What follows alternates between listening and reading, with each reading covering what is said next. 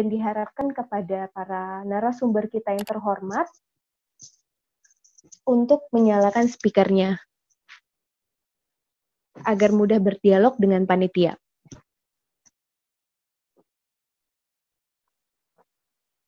Baiklah, saya akan mulai acaranya. Bismillahirrahmanirrahim. Selamat siang. Assalamualaikum warahmatullahi wabarakatuh. Selamat siang dan salam sejahtera untuk kita semua. Kepada yang terhormat, para narasumber kita pada hari ini, Profesor Dr. Rahayu Hartini, SH, MSc, MHum. Selamat datang, Prof. Terima kasih telah bergabung.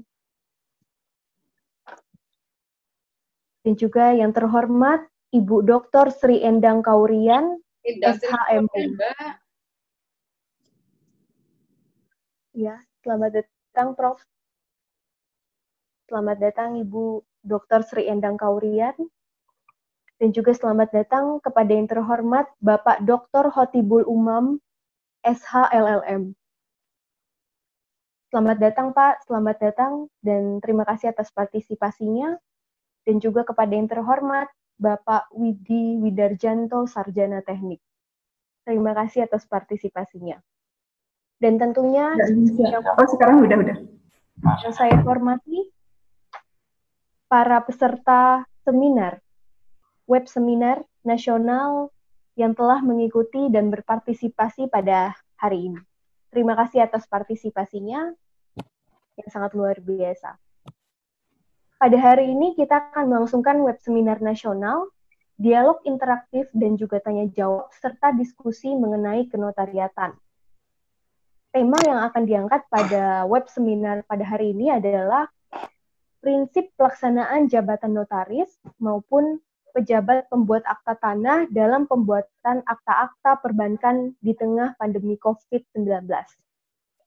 Di sini panitia mencoba mengangkat tema yang relevan dengan keadaan yang terjadi sekarang. Karena di saat pandemi seperti ini, di saat beberapa daerah, kota, kabupaten, maupun wilayah melaksanakan PSBB atau pembatasan sosial berskala besar, ada beberapa sektor yang dikecualikan. Salah satunya adalah sektor keuangan. Sektor keuangan ini tentunya sangat berkaitan erat dengan dunia perbankan dan juga notaris maupun pejabat pembuat akta tanah. Sehingga notaris maupun dari sisi perbankan tetap dapat menjalankan kegiatannya seperti biasa walaupun dalam keadaan PSBB. Namun tentunya tidak dapat normal seperti di saat keadaan masih normal. Sehingga di sini panitia sangat merasa pas untuk mengangkat tema ini agar kita mengetahui bagaimana sebenarnya pelaksanaan jabatan notaris dan PPAT khususnya dalam pembuatan akta-akta perbankan di tengah pandemi COVID-19 ini. Baiklah, dan materi dari seminar ini akan disampaikan oleh narasumber kita yang sangat luar biasa yang telah saya sebutkan di awal, dan penyampaian materi akan dipandu oleh rekan kami, yaitu selaku moderator, rekan Riko Yubaidi, SHMKN. Selanjutnya saya akan membacakan susunan acara pada hari ini. Adapun susunan acara pada hari ini ada 4 sesi, yaitu pertama pembukaan, kedua penyampaian materi, ketiga tanya jawab, dan keempat penutup.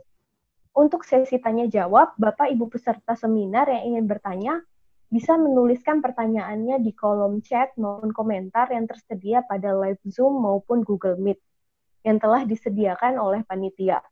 Pertanyaan bisa dituliskan melalui chat maupun kolom komentar tersebut dengan cara menuliskan nama, kemudian asal dan pekerjaan.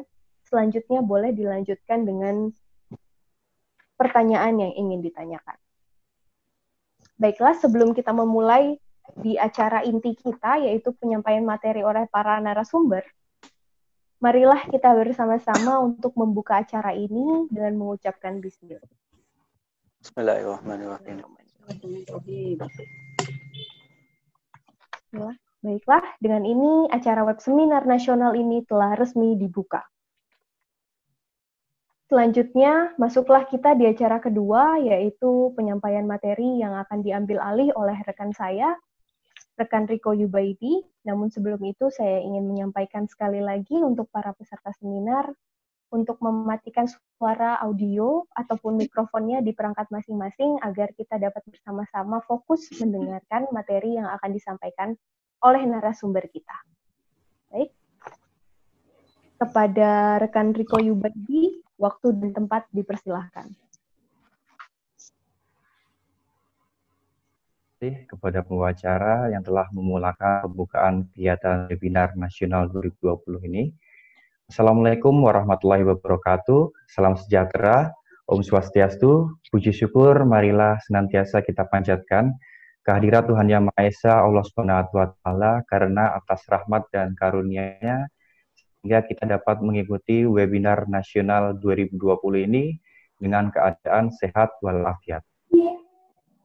Tak lupa senantiasa selawat serta salam kita curahkan kepada junjungan Nabi besar Nabi Muhammad SAW. Amin. Selamat siang dan selamat menunaikan ibadah puasa Ramadan kepada Bapak Ibu sekalian, saudara-saudari peserta webinar nasional 2020 yang kami hormati dan kami banggakan. Perkenalkan, nama saya Riko Yubaidi, selaku moderator pada webinar nasional siang hari ini, yang akan turut memandu jalannya diskusi, sehingga diharapkan dapat berlangsung secara tertib, lancar, dan kondusif. Kami senantiasa mengupayakan sebaik mungkin kegiatan webinar nasional ini, sehingga dapat menemani Bapak Ibu sekalian di masa WFH atau work from home dan juga dalam masa physical distancing ini, sehingga dapat menyajikan dialog interaktif bersama para pakar dan praktisi di bidangnya masing-masing.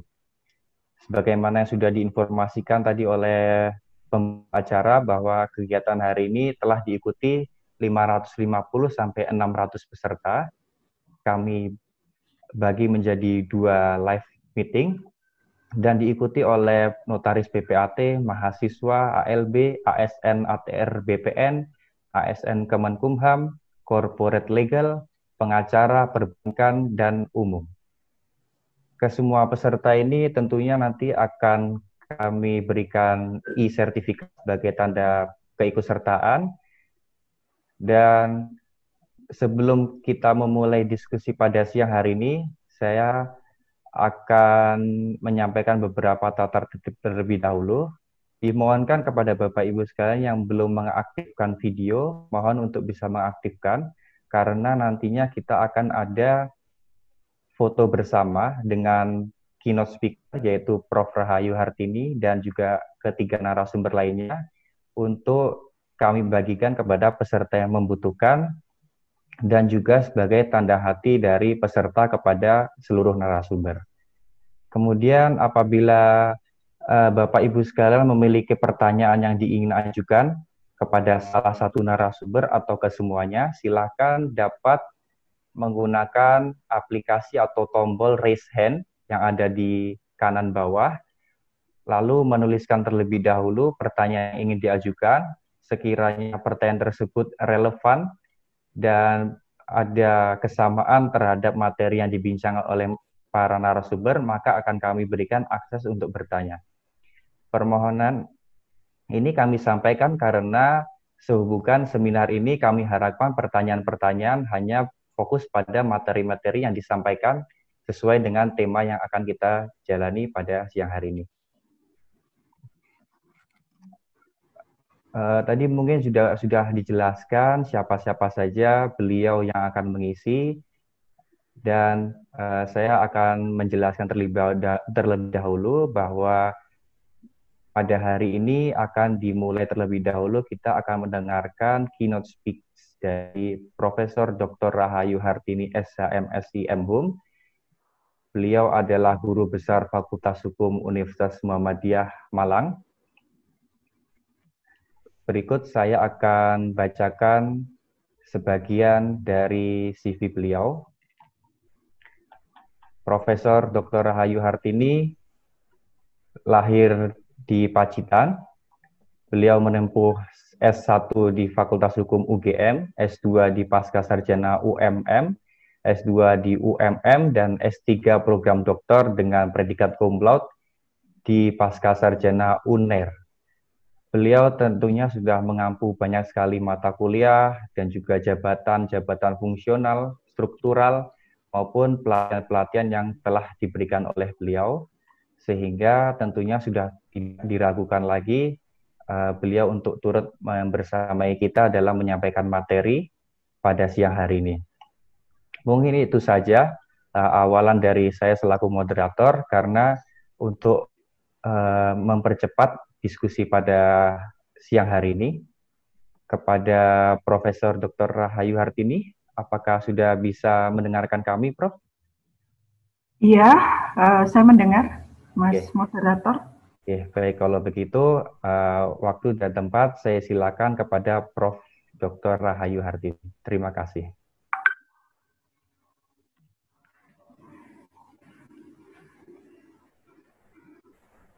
Iya. Terima kasih moderator yang sudah memberikan waktu kepada saya. Maaf, saya juga ngecek dulu suara saya apa bisa diterima dengan baik. Bisa, Prof. Ya, oke. Karena tadi sempat down beberapa jam. Baik, Assalamualaikum warahmatullahi wabarakatuh. Om Swastiastu, Shalom, Namo Buddhaya, Salam Kebajikan. Para hadirin sekalian yang saya hormati, Ibu, Bapak, peserta webinar ini yang tadi sudah disebutkan oleh MC dan juga oleh moderator bahwa jumlahnya sangat banyak, cukup banyak. Baik, perlu saya haturkan terlebih dahulu puji syukur kehadirat Allah Subhanahu wa Ta'ala yang telah memberikan rahmat, taufik, dan hidayah kepada kita semua. Dan kita pada saat ini diberi rahmat yang berupa sehat, karena ini pada masa pandemi COVID-19, karena pada nyatanya di siang hari ini, hari Sabtu tanggal 16 Mei 2020, saya bisa hadir di hadapan Ibu, Bapak, peserta seminar ini melalui ruang Zoom dalam rangka webinar. Ya, meskipun kita menggunakan Zoom, insya Allah kita merasa dekat dan hatinya juga dekat, Bapak Ibu sekalian. Baik, webinar ini yang diinisiasi oleh beberapa notaris muda, tepatnya oleh 4 orang notaris muda, bahkan yang satu belum notaris. Dan beliau pun 4 orang tersebut juga tidak berada di satu tempat yang sama, karena ternyata yang satu berada di Jogja, yang satu lagi berada di Jember, satu lagi ada di Klaten, dan satu lagi ada di Surabaya. Dan hebatnya, mereka berempat inilah yang menyatukan kita. Tadi disebutkan 550 peserta, itu berarti belum terhitung dengan para narasumbernya. Dan saya sebenarnya dihubungi oleh panitia ini juga bisa saya katakan waktunya sangat pendek. Mereka mungkin juga mempersiapkannya tidak lama. Saya dihubungin baru 2 atau 3 hari yang lalu untuk ikut mendukung adanya webinar ini. Dan perlu diketahui oleh Ibu, Bapak, dan semua peserta webinar ini bahwa mereka ini atau penyelenggaraan webinar ini sama sekali tidak terafiliasi pada suatu lembaga, institusi, ataupun kampus mana saja. Tidak ada. Dan mereka penggagas webinar sekaligus sebagai panitia. Bahkan seperti Bapak Ibu ketahui, ini pun juga gratis alias free. Padahal kita semua insya Allah akan memperoleh ilmu sekaligus sertifikat yang insya Allah pasti akan sangat berguna. Dan mudah-mudahan kebaikan dan amal mereka ini akan dicatat oleh Allah Subhanahu wa Ta'ala. Amin. Dan tentu saja saya sangat appreciate dengan usaha panitia ini untuk bisa mewujudkan webinar ini. Dan alhamdulillah ternyata sambutan masyarakat sangat luar biasa. Karena memenuhi, menurut panitia tadi dikatakan 550 yang terbagi dalam dua media Zoom 300 dan untuk Google Meet-nya 250. Padahal di awal rencana panitia ini hanya akan membatasi pada 300 peserta. Maka sekali lagi hal ini, webinar ini betul-betul hanya dipersiapkan dalam waktu yang sangat pendek sekali, mungkin sekitar 2 atau 3 hari. Baiklah hadirin sekalian yang berbahagia, dalam hal ini saya diminta panitia ini, Forum Notaris Muda, Forma, dan Forum Masyarakat Hukum, Formahum, menjadi keynote speech yang terkait dengan tema prinsip pelaksanaan jabatan notaris atau PPAT di dalam pembuatan akta-akta perbankan di tengah pandemi COVID-19. Akan tetapi, kalau kita bicara tentang tema tersebut, bagi saya sebenarnya kalau bicara tentang COVID-19-nya, ini sih tidak masalah, karena kita insya Allah hampir tiap hari sekarang ada webinar yang membicarakan mengenai hal ini. Baik itu mulai dari bicara kalau di Indonesia insya Allah COVID-19 ini mulai masuk sekitar awal Februari 2020. Meskipun pada di awal itu juga masih banyak perdebatan antara apakah COVID ini membahayakan atau tidak. Baru kemudian ketika WHO dan sebenarnya sudah mengumumkannya agak lama, maka Indonesia juga menyatakan apa yang disampaikan oleh WHO, maka kemudian di Indonesia termasuk kemudian mengeluarkan beberapa kebijakan, baik itu terkait dengan misalnya saja Kepres nomor 11 tahun 2020, yakni tentang Kepres darurat kesehatan, kemudian juga ada PP, Peraturan Pemerintah nomor 21 tahun 2020 tentang PSBB, dan seterusnya masih banyak lagi. Nah, nanti yang akan kita bincangkan tema ini tentunya terutama terkait dengan keberadaan PSBB itu salah satunya. Nah, kembali kepada tema tersebut, kalau bicara tentang dunia kenotariatan dan dunia ke PPAT-an, itu adalah sesuatu yang sangat jauh berbeda dengan dunia dari profesi saya. Saya sebagai seorang dosen, artinya akademisi, bukan praktisi, kan begitu. Akan tetapi, saya sangat senang di sini, karena dari webinar ini, dari silaturahmi ini, tentunya nanti akan mendapatkan banyak sekali tentang share ilmu dari beberapa narasumber. Tadi disebutkan oleh moderator, juga oleh MC, insya Allah nanti akan ada 3 narasumber, antara lain Ibu Dr. Sri Endang Kawuryani, beliau adalah seorang notaris handal, dosen juga, beliau notaris senior, kebetulan juga berada di Kota Malang.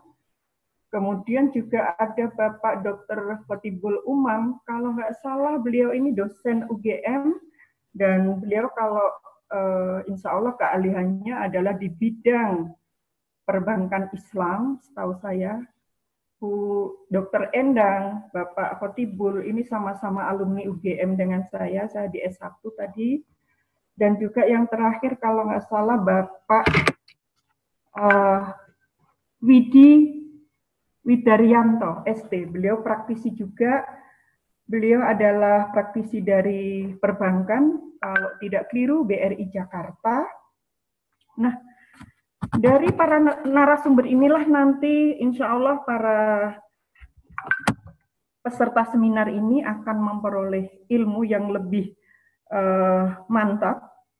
Dan dalam hal ini, saya kapasitasnya menjadi keynote speech terkait dengan prinsip pelaksanaan jabatan notaris atau PPAT di dalam pembuatan akta-akta perbankan di tengah pandemi COVID-19.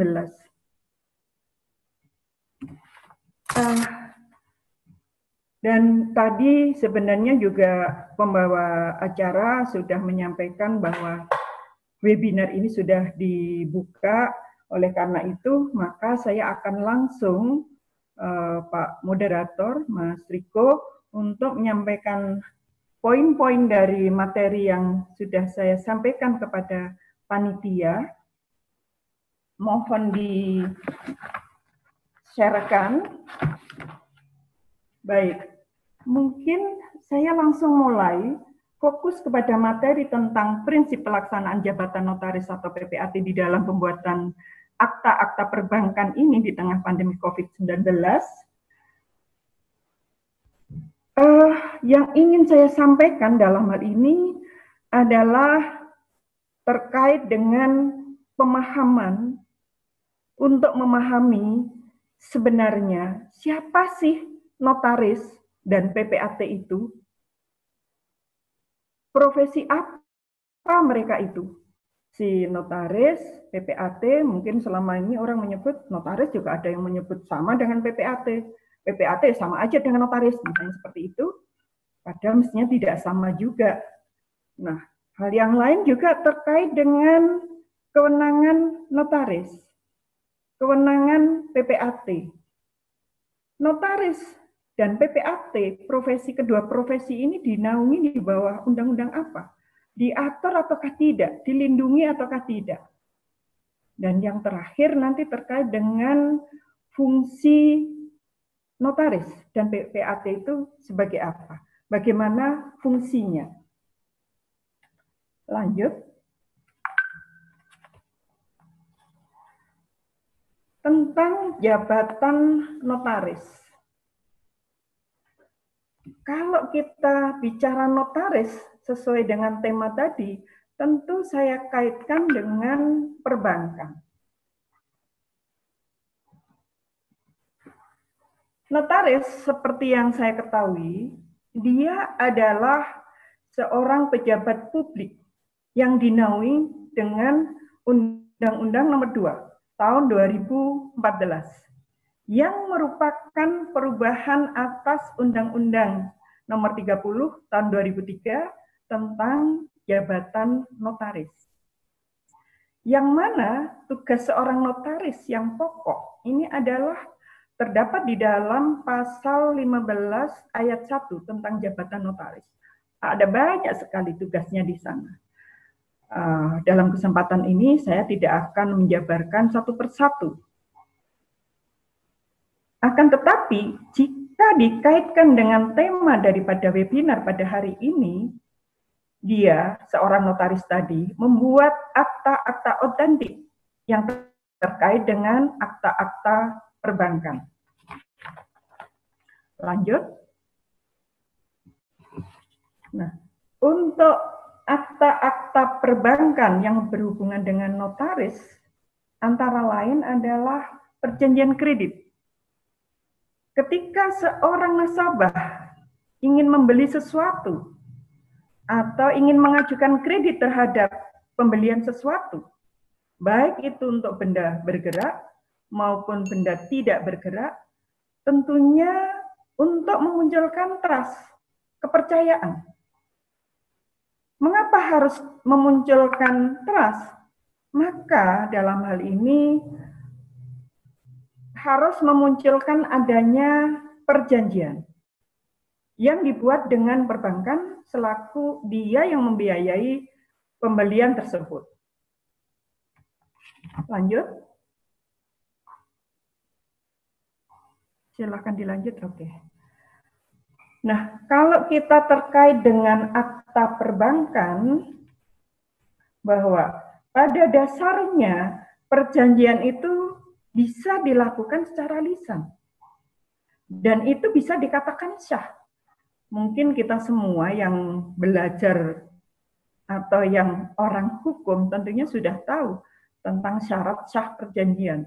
1320 KUH Perdata. Ada 4 syarat di sana. Ada kata sepakat, kemudian para pihaknya cakap melakukan perbuatan hukum. Syarat 1-2 itu dianggap sebagai syarat subjektif, yang mana bila salah satu syarat tidak terpenuhi, maka ini dapat dibatalkan. Dan kemudian yang berikutnya persyaratannya adalah objeknya tertentu, objeknya jelas, yang diperjanjikan jelas. Dan ada kausa yang halal. 2 syarat yang terakhir ini masuk kategori syarat yang bersifat objektif.